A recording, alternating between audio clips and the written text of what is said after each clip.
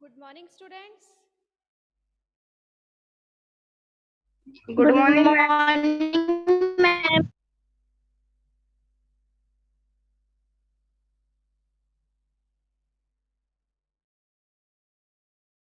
I am Preeti Sharma from Adarsh Pal Niketan Senior Secondary School, Jhunjhunu, your SST teacher. आप लोगों को मेरी आवाज़ क्लियर सुनाई दे रही है? Yes, ma'am. Yes, ma'am. Very good. चलो तो आज हम हमारी एसएसटी की क्लास स्टार्ट करते हैं, जिसमें आज तक हम क्या पढ़ते आ रहे थे। एसएसटी के अंदर हिस्ट्री, सिविक्स, ज्योग्राफी, यही 3 थे ना टॉपिक हमारे पास। आज से हमारे 9th क्लास के अंदर नया टॉपिक जो है, नई बुक जो है वो ऐड होती है। वो किसकी होती है? इकोनॉमिक्स की। ठीक है, इकोनॉमिक्स। इकोनॉमिक्स का फर्स्ट चैप्टर आज हम पढ़ेंगे, जिसका नाम है the story of village Palampur. Palampur की एक स्टोरी। पालमपुर एक गांव का नाम है, और ये एक ऐसा गांव है जो कि कैसा है? हाइपोथेटिकल विलेज है। हाइपोथेटिकल विलेज कैसा होता है? कि जो सिर्फ काल्पनिक हो, जिसको सिर्फ अपनी सोच में बनाया गया हो। हम कई बार ऐसे सोचते हैं ना कि हाँ, एक ऐसा शहर हो जहाँ पर ये चीज़ें हों, ऐसे शॉप्स हों, ऐसे स्कूल्स हो, ऐसे कॉलेजेस हों, ऐसे मॉल्स वगैरह हों। तो उसी तरीके से ये एक हाइपोथेटिकल विलेज है जो सिर्फ काल्पनिक है। ठीक है, जिसको सिर्फ हमने इस चैप्टर को समझने के लिए बनाया है। ठीक है ना? तो इस विलेज के बारे में हम इस चैप्टर में पढ़ेंगे। तो सबसे पहले, the purpose of the story is to introduce some basic concept relating to production, and this we do through a story of hypothetical village called Palampur। कि इस चैप्टर के अंदर इकोनॉमिक्स का जो फर्स्ट चैप्टर है, उसके जो बेसिक कंसेप्ट हैं उसको समझने के लिए हम सबसे पहले जो चीज़ें पढ़ेंगे वो क्या है? विलेज पालमपुर के बारे में। और वो कैसा गांव है? हाइपोथेटिकल विलेज है। पालमपुर जो है वो कैसा विलेज है? हाइपोथेटिकल। पालमपुर एक हाइपोथेटिकल विलेज है। ठीक है, तो इस विलेज से हम हमारे इकोनॉमिक्स के कंसेप्ट को समझेंगे। Farming is the main activity in Palampur. कि पालमपुर जो है, इस विलेज की मेन एक्टिविटी क्या है? Farming. Main activity of village Palampur is farming. Farming जो है वो इस विलेज का क्या है? मेन एक्टिविटी है। Whereas several other activities, इस फार्मिंग से रिलेटेड अदर एक्टिविटीज भी यहाँ किए जाते हैं। कौन कौन से? जैसे कि स्मॉल स्केल मैन्युफैक्चरिंग, जो कि फार्मिंग से रिलेटेड है। कौन कौन से? What did you mean? Small scale manufacturing. Small scale manufacturing. Small scale manufacturing means घर के ही लोग मिलकर कुछ ऐसी चीज़ों को डेवलप करना जिससे क्या होता है? लोगों को रोजगार मिल सकता है ना? तो वो स्मॉल स्केल मैन्युफैक्चर करना कहलाता है। जैसे कि बास्केट वगैरह बनाना है घर के ऊपर ही, घर के ही कॉटन से आप कई डॉल्स वगैरह बना सकते हो। तो घर की में जो छोटी छोटी चीज़ों को हम यूज़ करके क्या करते हैं? सेल करते हैं मार्केट में, तो वो स्मॉल स्केल मैन्युफैक्चर कहलाता है। ठीक है, फिर इसके बाद में आता है इसके अंदर डेयरी। डेयरी तो आप जानते होंगे, मिल्क और मिल्क से बनने वाले प्रोडक्ट्स जो हैं उनको सेल करना। ट्रांसपोर्ट, फार्मिंग से ही क्या होगा? ट्रांसपोर्ट इंक्रीज होगा। ट्रांसपोर्ट कैसे इंक्रीज होगा? कि फार्मिंग से जो भी प्रोडक्ट होंगे या स्मॉल स्केल इंडस्ट्री मैन्युफैक्चरिंग से जो भी प्रोडक्ट होगा, उसको कहीं पर भी हमें लेकर जाना है, मार्केट में लेकर जाना है या मार्केट से हमें घर पर लेकर आना है, तो उसके लिए हमें किन चीज़ों की ज़रूरत पड़ेगी? ट्रांसपोर्ट की ज़रूरत होगी। विदाउट ट्रांसपोर्ट जो है हम ये चीज़ों को कहीं पर भी ले जा नहीं सकते। ठीक है, तो किस तरीके से एक एक्टिविटी से अदर एक्टिविटीज क्या होती हैं? डेवलप्ड होती हैं, और मेनली क्या है? सब एक दूसरे से जुड़ी हुई हैं। ठीक है, सो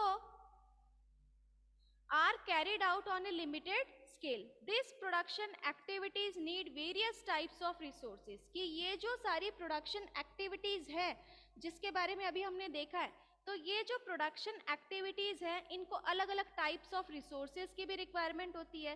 कौन से रिसोर्स की जरूरत होगी? जैसे कि नेचुरल रिसोर्स. कौन कौन से रिसोर्सेज की जरूरत होगी इन सबको?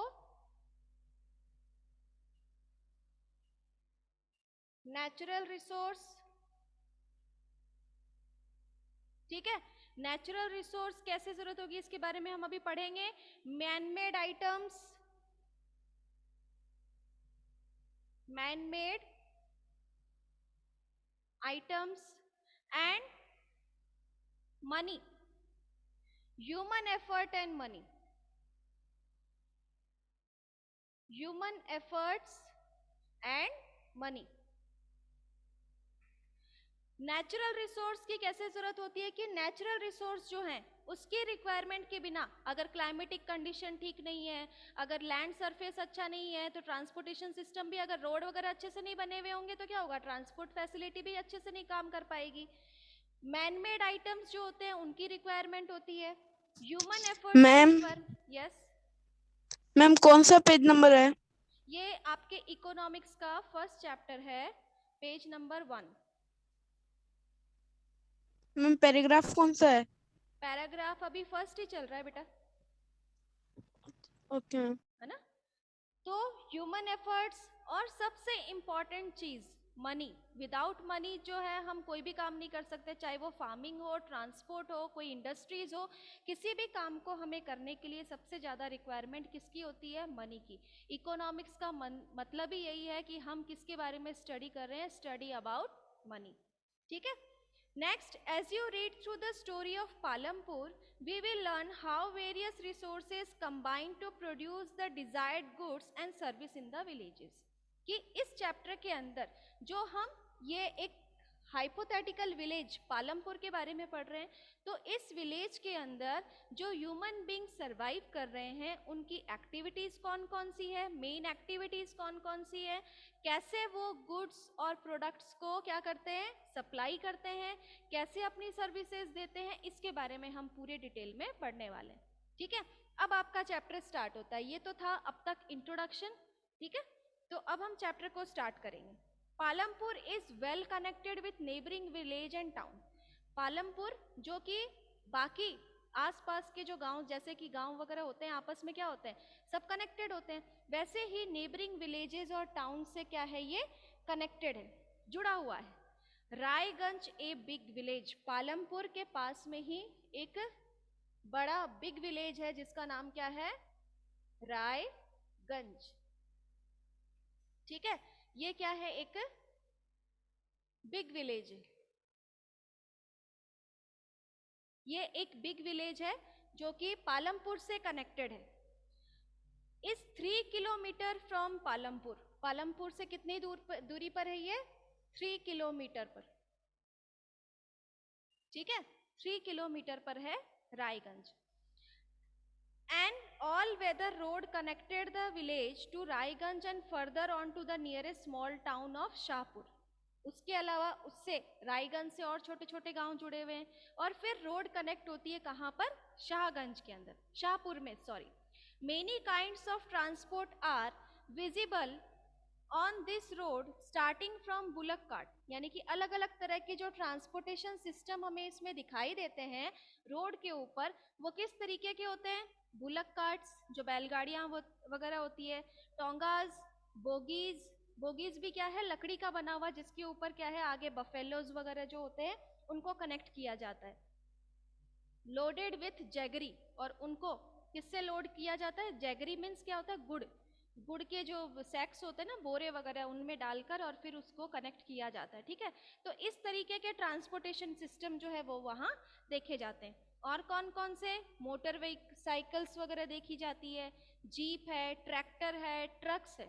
ठीक है, तो कौन कौन से अपने ट्रांसपोर्टेशन सिस्टम हो गए वो आप इस पैराग्राफ में देख सकते हो, इनको अंडरलाइन कर लो. नेक्स्ट है, दिस विलेज हैज अबाउट. इस विलेज के अंदर कितनी फैमिलीज रह रही हैं? About 450 families. ये जो पालमपुर विलेज है, इस विलेज के अंदर कितनी फैमिलीज सरवाइव कर रही हैं? 450 फैमिलीज। 450 फैमिलीज जो है वो सरवाइव कर रही है, और सभी क्या है? डिफरेंट कास्ट, अलग अलग कास्ट के रह रहे हैं। The 80 upper caste families own the majority of land in the village. 80 families जो हैं वो किससे बिलोंग करते हैं? अपर कास्ट से। Their houses, some of them quite large and made of brick and cement plastering. 80 upper caste families जो वहां रह रही है, उनके घर जो है वो किससे बने हुए हैं? ईंट और पत्थरों से बने हुए हैं, ठीक है। सीमेंट यूज किया गया है। The SC comprise 1/3 of the population. 1/3 population जो है वो किसका है? एससी का, ठीक है। 1/3 पॉपुलेशन जो है वो एससी कास्ट के, जो दलित वर्ग में आते हैं। Live in one corner of the village, जो कि विलेज के एक कॉर्नर पर रह रहे हैं। And in much smaller house, उनके घर कैसे हैं? छोटे छोटे बने हुए हैं।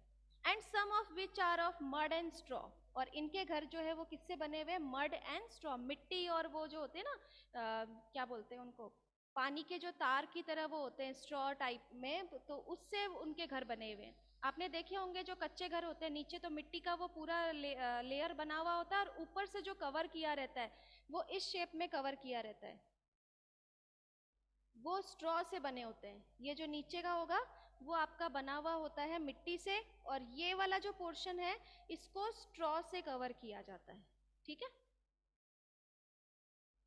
And which are of mud and straw. Most of houses have electric connection. ज़्यादातर घरों में इलेक्ट्रिक कनेक्शंस भी है।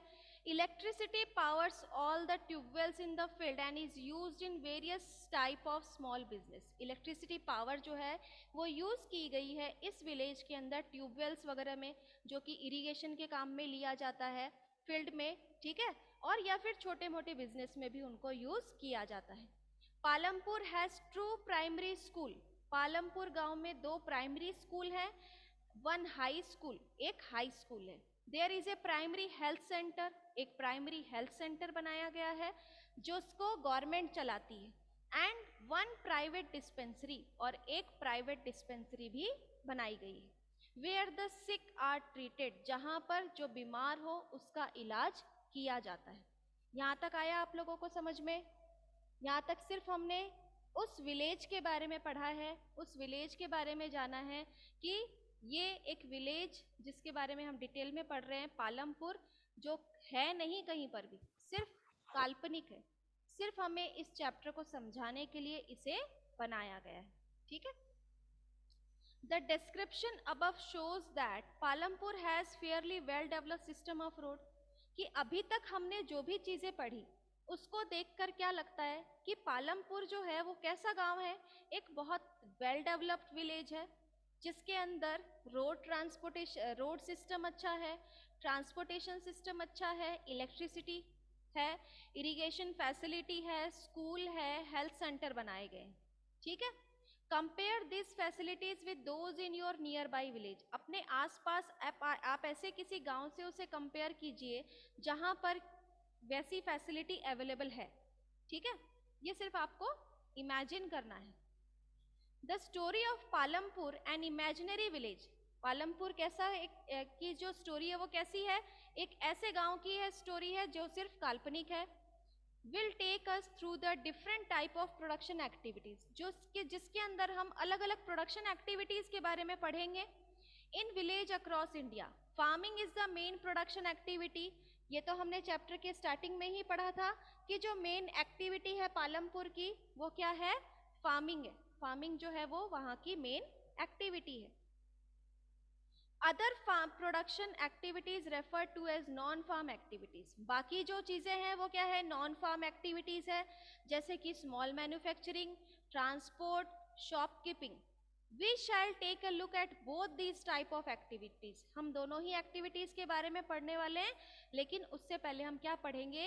इस चैप्टर के अंदर प्रोडक्शन के बारे में पढ़ेंगे, ठीक है, कि सबसे पहले तो हम ये देखेंगे कि प्रोडक्शन क्या होता है और उसका मेन एम क्या है।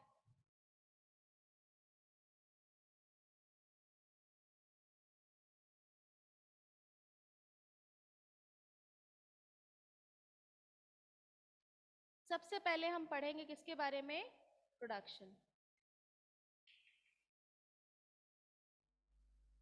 ठीक है, तो प्रोडक्शन क्या है कि the aim of production is to produce the goods and services. Production का जो मेन एम है वो क्या है, मेन एम क्या है, प्रोड्यूस, क्या प्रोड्यूस करना, गुड्स एंड सर्विसेज। ठीक है, गुड्स और सर्विसेज कैसे प्रोवाइड कराया जाता है, उसके लिए गुड्स और सर्विस प्रोवाइड कराने के लिए प्रोडक्शन के 4 रिक्वायरमेंट्स हैं। 4 रिक्वायरमेंट्स। वो 4 रिक्वायरमेंट कौन कौन से हैं, लैंड, जो हमारा 4 रिक्वायरमेंट है वो है land, labour, physical and capital. किसी भी प्रोडक्शन को बनाने के लिए फार्मिंग एक्टिविटीज के अंदर, अगर आप सपोज हम एग्रीकल्चर का एक एग्जांपल ले लेते हैं, तो एग्रीकल्चर करने के लिए सबसे पहले जरूरत किसकी पड़ेगी, लैंड की जरूरत पड़ेगी, लेबर की जरूरत होगी, फिजिकल एफर्ट की जरूरत होगी, क्योंकि ह्यूमन बीइंग में अगर किसी में हिम्मत ही नहीं होगी काम करने की तो वो वहां लेबर बन के करेगा भी क्या, है ना। और कैपिटल मीन्स मनी, मनी की रिक्वायरमेंट होगी। ठीक है, तो सबसे पहले हम लैंड के बारे में पढ़ते हैं। First requirement is land. सबसे पहला हमारा जो रिक्वायरमेंट है वो क्या है, लैंड है। Natural resource such as water, forest and minerals, कि ये जो लैंड है इससे हमें क्या क्या चीजें अवेलेबल होती है, फॉरेस्ट,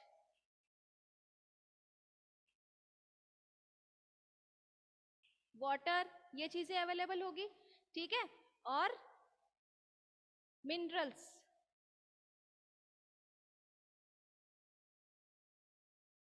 मिनरल्स का जो भी मिनरल्स जो है वो भी हमें किससे मिलेगा, लैंड से। ठीक है, second requirement is labour, the people who will do work. Labour means क्या है, जो काम करेंगे, जो लैंड के ऊपर काम करेंगे वो क्या कहलाएंगे, लेबर कहलाएंगे। Some production activity require highly educated workers to perform the necessary task, यानी कि जो प्रोडक्शन एक्टिविटीज के अंदर जो हायर लेवल पर जो काम कर रहे हैं, यानी कि जरूरी नहीं है कि वहाँ जो भी काम कर रहे हैं सभी लेबर के रूप में ही काम कर रहे हो, उसमें भी प्रोडक्शन एक्टिविटीज के अंदर भी क्या होता है, अलग अलग पोस्ट होती है, अलग अलग उसके अंदर अलग अलग क्या होते हैं, वर्कर्स होते हैं, सभी के अलग अलग रिक्वायरमेंट होती है। ऐसा तो है नहीं कि सभी मजदूरी में ही लग गए हैं, कुछ ऐसे होंगे जो सिर्फ हिसाब किताब रखेंगे, कुछ ऐसे होंगे जो इन सबको देखेंगे, कुछ ऐसे होंगे कि कितना प्रोडक्शन हुआ उसकी पूरी डिटेल रखेंगे, कुछ ऐसे होंगे जो क्या करेंगे, ओवरऑल पूरा सर्वे करेंगे। तो सभी क्या है, एक लेबर के रूप में ही आएंगे, यानी कि सबको किस में काउंट किया जाएगा, लेबर में ही काउंट किया जाएगा। ठीक है, so other activities require workers who can do manual work. कुछ ऐसी एक्टिविटीज होंगी जहां पर उनकी मैनुअल वर्क की जरूरत पड़ेगी, जहां पर उन्हें कुछ उठा के रखना है, कहीं पर सामान लेकर जाना है, ये चीजें की जरूरत पड़ेगी।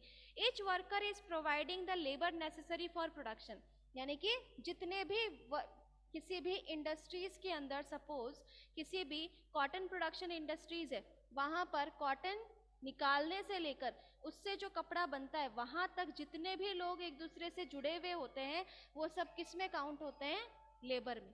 ठीक है, चाहे वो किसी भी पोस्ट पर या किसी भी फील्ड में काम कर रहा हो। Third requirement is physical capital. Third requirement क्या है, physical capital, the variety of required at every stage during production. What are the items that come under physical capital? Physical capital में कौन कौन सी चीजें आती हैं, जैसे कि टूल्स, मशीन्स, ठीक है। फिजिकल कैपिटल के अंदर कौन कौन सी चीजें आएंगी? टूल्स है, मशीन्स है, buildings, range from very simple tools such as farmer plow to sophisticated machine such as generator, turbine, computer, tool machine, building can be used। यानी कि जिन चीजों को काम में लिया जाता है, किसी भी चीज को, जैसे कि टूल्स को काम में लिया जा रहा है। पहले के लोग क्या करते थे? खेती करते थे तो प्लाउ वगैरह काम में लेते थे, बैलगाड़ी वगैरह से जोड़कर, और फिर बीज वगैरह डाले जाते थे। अब उन सब चीज का काम किसने कर दिया? मशीन ने कर दिया। तो ये सारी चीजें क्या है? फिजिकल में आते हैं हमारे, ठीक है। और इन सभी चीजों को करने के लिए, चाहे वो लैंड हो, लेबर हो, फिजिकल हो, इन सभी के लिए किसकी जरूरत होती है? कैपिटल की, है ना। टूल्स भी लाना है तो वो किससे आएगा? कैपिटल से आएगा। लेबर जो काम करेंगे वो किसके बेस पर करेंगे? कैपिटल के बेस पर करेंगे। जमीन जो होगी वो किसके ऊपर काम करेगी? यानी कि जमीन जो है वो लोगों के पास कहाँ से आएगी? कैपिटल से आएगी, है ना। तो सभी क्या है? एक दूसरे से कनेक्टेड है। Raw material and money in hand production require a variety of raw material such as the yarn used by the weaver and clay used by the potter। जैसे कि किसी भी इंडस्ट्रीज को चलाने के लिए, चाहे वो एग्रीकल्चर का हो, ट्रांसपोर्ट का है, किसी भी प्रोडक्शन का हो, उसमें सबसे ज्यादा रिक्वायरमेंट किसकी होती है? रॉ मटेरियल की, ठीक है। रॉ मटेरियल क्या होता है? जैसे कि किसी भी शुगर इंडस्ट्री है, सपोज शुगर इंडस्ट्रीज अगर होगी तो वो किससे बनता है? शुगर किससे बनेगा? Sugar can say. Sugar cane क्या बनेगा? इंडस्ट्रीज के लिए क्या है? शुगर कैन एक रॉ मटेरियल है। इंडस्ट्रीज के लिए रॉ मटेरियल है शुगर कैन, ठीक है।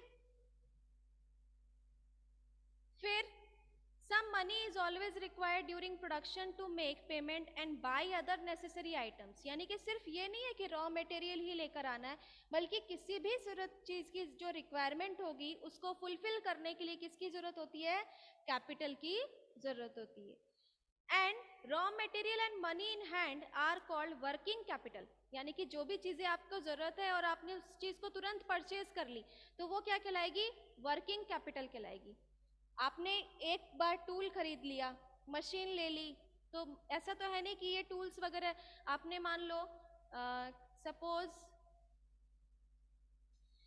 कॉटन इंडस्ट्री है या शुगर इंडस्ट्री है या कोई भी इंडस्ट्री आप ले लो, उसके अंदर आपने कॉटन से कपड़ा बनाने वाली जो मशीन खरीदी है, उस मशीन को अगर आपने खरीद लिया, ऐसा तो है नहीं वो 2 बार काम में लोगे और खराब हो जाएगी, 10 बार काम में लोगे खराब हो जाएगी, ऐसा तो है नहीं।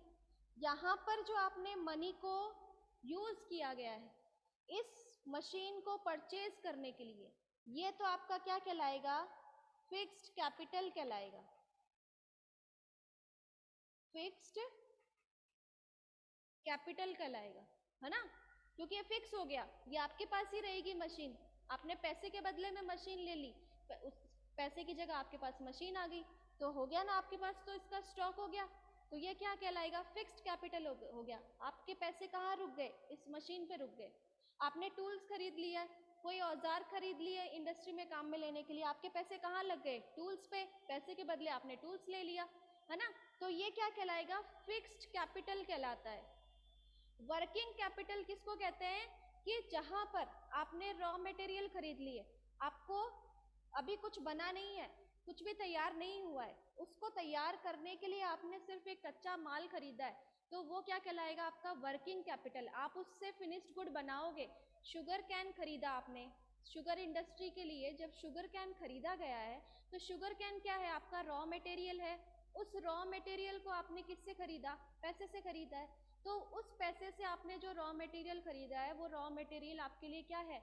Working capital. अभी उसका कुछ बना नहीं है, आपको उसको बनाना है, तो वो क्या कहलाएगा? आपका वर्किंग कैपिटल।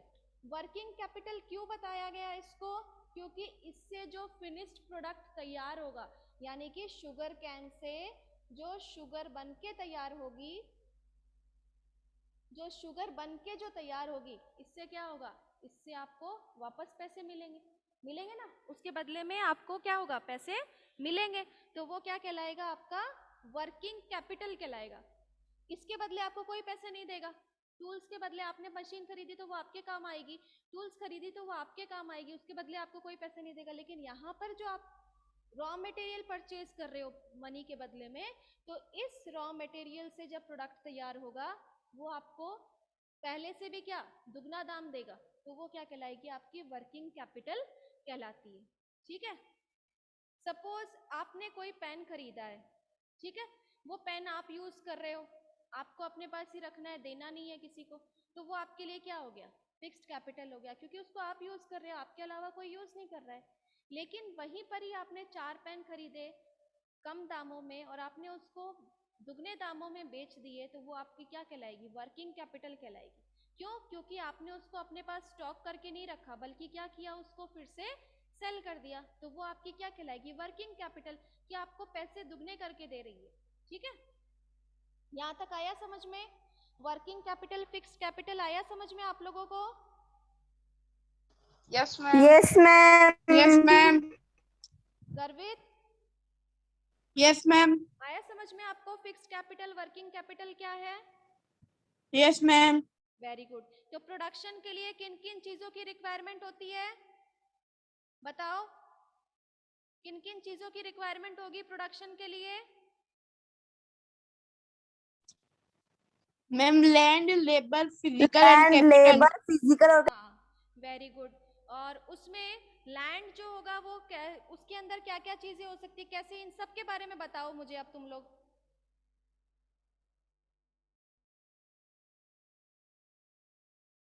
जो रिक्वायरमेंट है उनको आप एक्सप्लेन करो।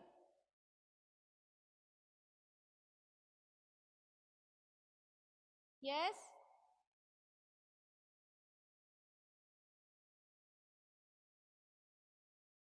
मैम लैंड से फॉरेस्ट, वाटर, मिनरल हाँ,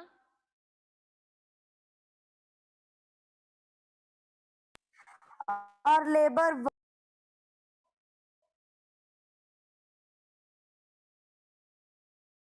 चलो एक्सप्लेन करो जल्दी।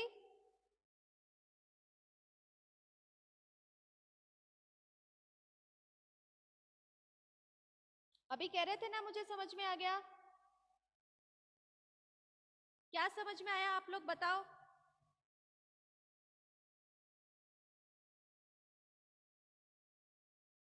क्या समझ में आया आप लोगों को?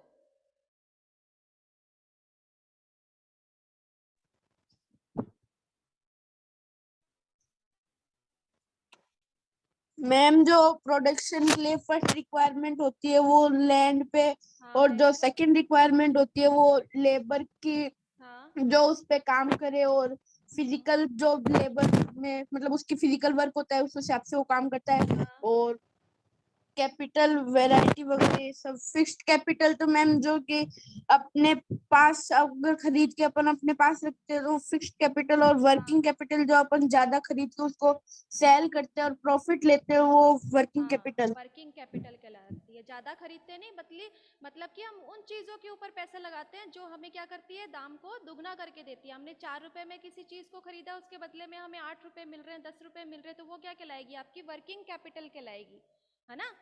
यहाँ तक आया ना आप लोगों को समझ में? Yes ma'am. तो Yes, चलो अब आगे ma'am. बढ़ते हैं। There is fourth requirement to, you will need knowledge and enterprise to be able to put together. यानी कि इसके अंदर एक रिक्वायरमेंट और है, किस चीज की, सिर्फ जमीन होगी आपके पास, मजदूर होंगे और आपके पास फिजिकल है, कैपिटल है, लेकिन अगर आपके पास नॉलेज नहीं है तो क्या हम इन सब का सही यूज कर पाएंगे?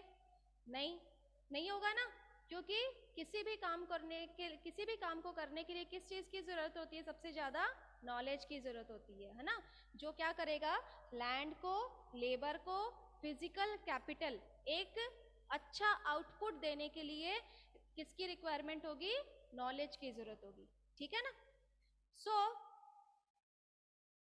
this days is called human capital. We shall learn more about human capital in the next chapter. In the chapter identify the land, labor and fixed capital used in production. Production के अंदर किस किस चीजों का use किया जाता है, land का, लेबर का और फिक्स्ड कैपिटल का यूज किया जाता है। Every production is organised by combining. कोई भी प्रोडक्शन जो है वो किससे बनेगा, लैंड से, लेबर, फिजिकल कैपिटल और ह्यूमन कैपिटल से, ठीक है। और इन सभी को क्या कहते हैं हम? फैक्टर्स ऑफ प्रोडक्शन कहते हैं। इन सबको क्या कहा जाएगा? Factors of production. As we read through the story of Palampur, we will learn more about the first three factors of production. For convenience, we will refer to the physical capital and capital in this chapter. अब आपको क्या करना है कि आपका जो first chapter है वो स्टार्ट करोगे आप नोट्स के रूप में, अंदर से छोटी छोटी चीज़ों को आपको लिखना पड़ेगा। तो मैं आज आपको बता देती हूँ, ये टिक कर लो कि आपको कौन कौन सी चीज़ें अपनी फेयर नोटबुक में लिखनी है, ठीक है। सबसे पहले आप लिखोगे requirements of production. First heading डालोगे रिक्वायरमेंट्स ऑफ प्रोडक्शन, ठीक है। लिख लिया आपने? Requirements of production. Yes, written?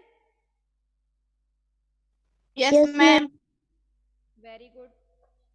Requirement ma'am of मैं फिर से प्रोडक्शन में कौन कौन रिपीट सी चीजें आ जाएगी आपकी? ये लैंड, लेबर, फिजिकल कैपिटल और ये आपका फिजिकल और कैपिटल, ये चारों चीजें आ जाएंगी।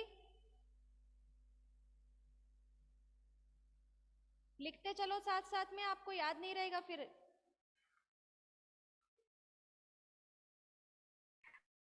मैम तो फिर से रिपीट करना। फिर से, four requirement for production of,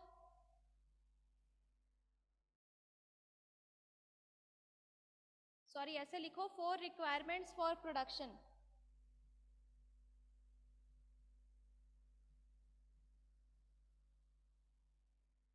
लिख लिया?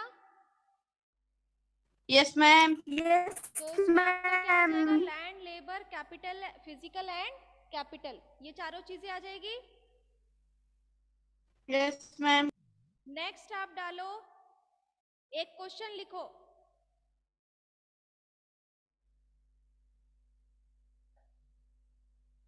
What is the main activity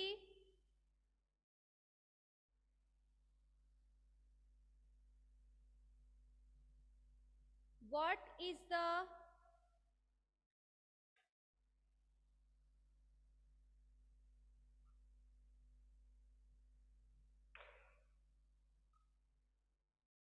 main activity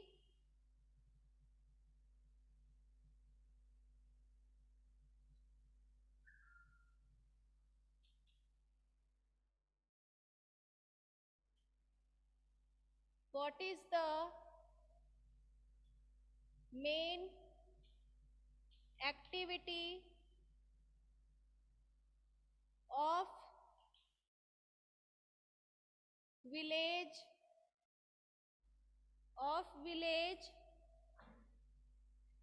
Palampur, of village Palampur?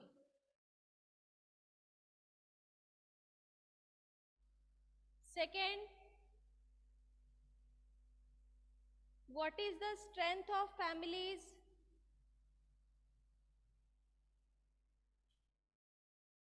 What is the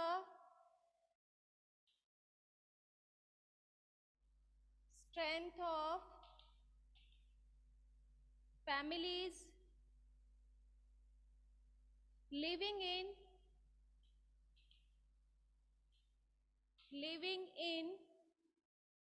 Palampur, living in Palampur village? Board clear दिख रहा है ना आप लोगों को?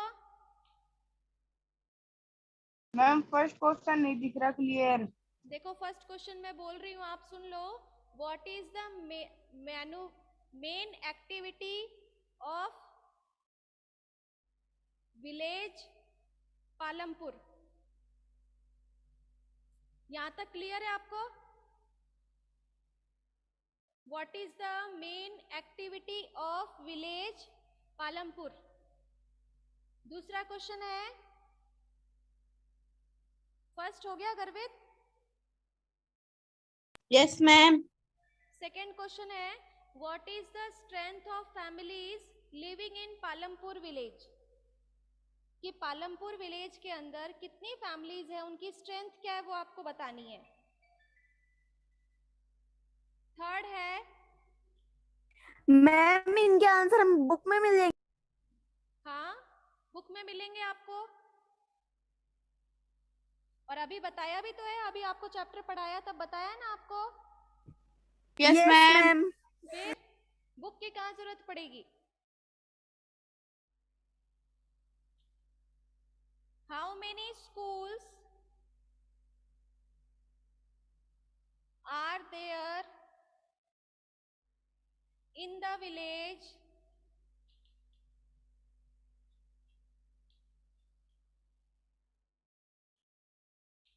Palampur? In the village Palampur. Fourth question,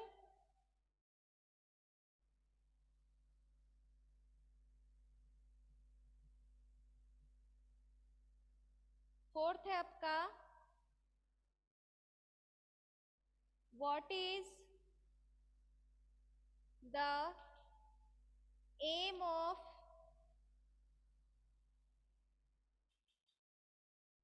production? कि प्रोडक्शन का मेन एम क्या है? एम क्या है प्रोडक्शन का मेन? कि गुड्स और सर्विसेज प्रोवाइड कराना, ठीक है। तो ये 4 क्वेश्चंस आपको अपनी फेयर नोटबुक में नोट करना है, ठीक है। और कल डिस्कस करने के बाद में ही आप लोग पहले आज इसको लिखो रफ में, और कल फिर डिस्कस करने के बाद में ही फेयर में करेंगे। आज आपको जितना पढ़ाया गया उसको चैप्टर को रीड करना, जो नहीं समझ में आए तो कल चैप्टर को फिर से स्टार्ट करने से पहले दोबारा डिस्कस कर लेंगे। आए समझ मैम में? बुक नहीं है हाँ बोलो खुशी। मैडम, हमारे पास बुक नहीं है। बुक नहीं है तो बेटा मैं आपको नो मैम। पीडीएफ सेंड कर दूंगी बुक की। बुक के लिए आप ऐप Yes, ma'am. डाउनलोड कर लो। एनसीईआरटी की बुक्स जो हैं वो आपके फोन पे ही अवेलेबल होंगी, उनसे पढ़ लो। Ma'am yes ma'am. हाँ मैम हमारा ग्रुप में मैम दूसरे नंबर ऐड कर